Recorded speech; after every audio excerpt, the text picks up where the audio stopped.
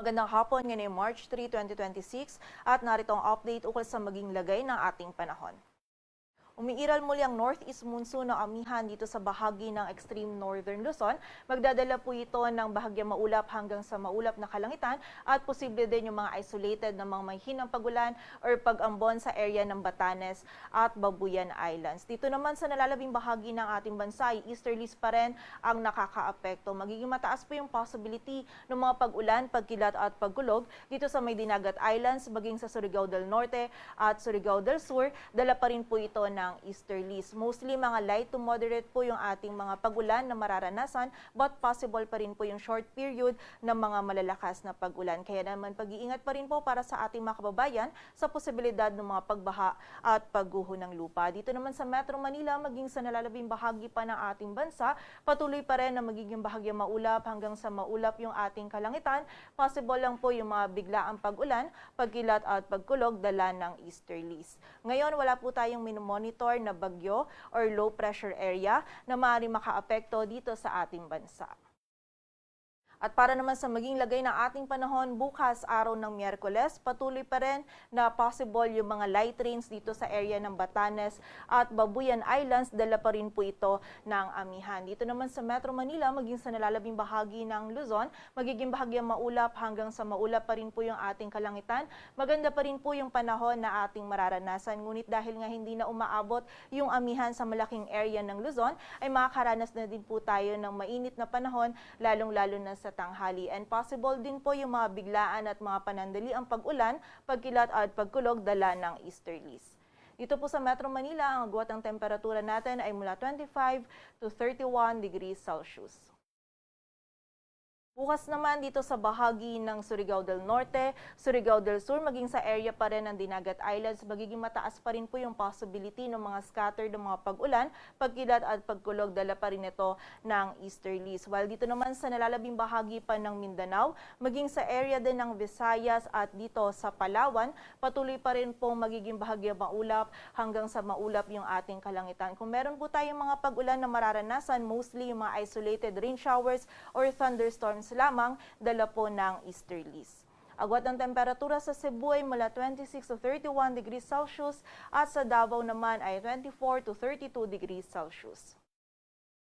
Sa lagay naman ng dagat baybayin ng ating bansa, wala po tayong nakataas na gale warning, ngunit iba yung pag-iingat pa rin para sa ating mga kababayan na maglalayag dito sa extreme northern Luzon sapagkat magiging katamtaman hanggang sa maalon po yung lagay ng ating karagatan.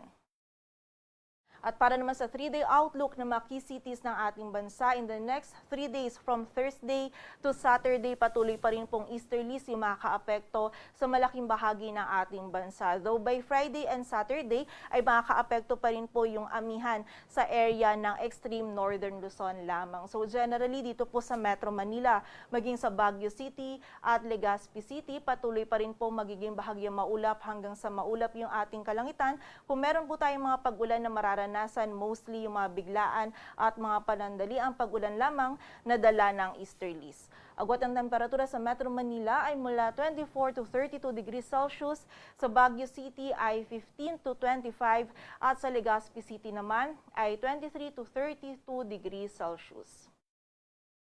Dito naman sa bahagi ng Metro Cebu, Iloilo City at Tacloban City, patuloy pa rin po maganda yung panahon na ating mararanasan. Ngunit pagsapit po ng hapon at gabi, tumataas lamang yung posibilidad ng mga isolated rain showers or thunderstorms, dala pa rin po ito ng easterlies. Agwat ang temperatura sa Cebu ay mula 25 to 32 degrees Celsius, sa Iloilo City ay 25 to 32 at sa Tacloban City naman ay 24 to 32 degrees Celsius. Sa bahagi naman ng Metro Davao, by Thursday, mataas pa rin po yung possibility ng mga scattered ng mga pag-ulan, pagkilat at pagkulog dala ng easterlies. By Friday or Saturday, mababawasan na po yung mga pag-ulan nito, but meron pa rin tayong mga posibleng pag-ulan sa hapon at gabi. While dito naman sa Cagayan de Oro City at sa Zamboanga City, patuloy pa rin po magiging bahagyang maulap hanggang sa maulap yung ating kalangitan. Tumataas lang din po yung possibility ng mga isolated rain showers or thunderstorms pagsapit ng hapon at gabi, dala pa rin po ito ng easterlies. Agwat ng temperatura sa Metro Davao ay mula 24 to 32 degrees Celsius. Sa Cagayan de Oro City naman ay 24 to 32 degrees Celsius at sa Zamboanga City ay 24 to 33 degrees Celsius. At para naman po sa karagdagang impormasyon, mamayang gabi masasaksihan po natin ang isang astronomical event at visible po ito sa buong bahagi ng Pilipinas. Ito po ang total lunar eclipse or yung tinatawag po natin na blood moon, kung saan napaperceive or nakikita po ng ating mga mata yung buwan na kulay pula. Magsisimula po ito mamayang 5:58 p.m.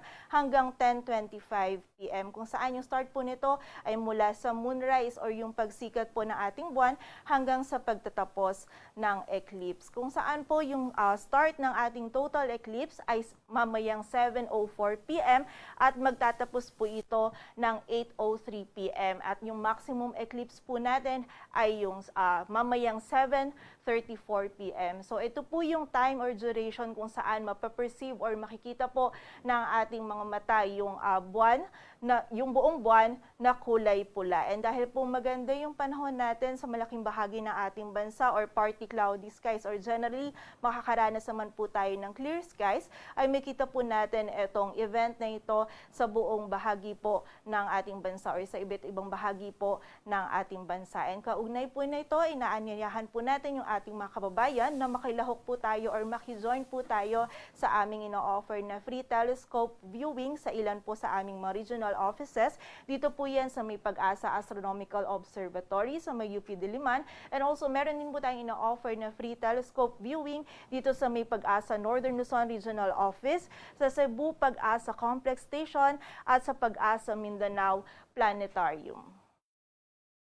Ang sunset po natin ay mamayang 6:04 p.m. at ang sunrise naman natin ay bukas ng 6:11 a.m.